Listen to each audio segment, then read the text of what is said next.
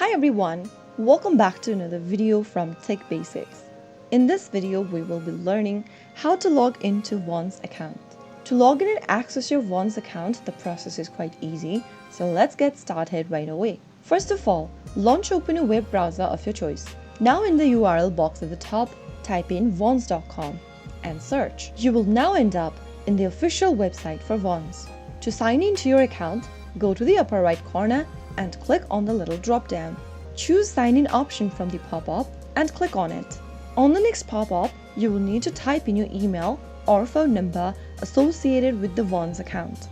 Once you do that, click continue. On the next page, you will be asked to verify your email address or phone number.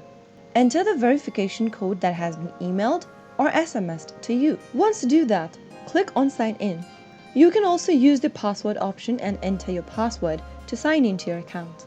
After pressing the sign in button, you will be logged into your Vons account just like that. So that's how it's easily done. If you found the video to be helpful, go ahead and give us a thumbs up.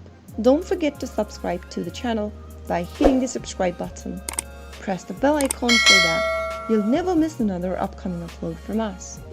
I will be back again in the next episode. Thank you for watching.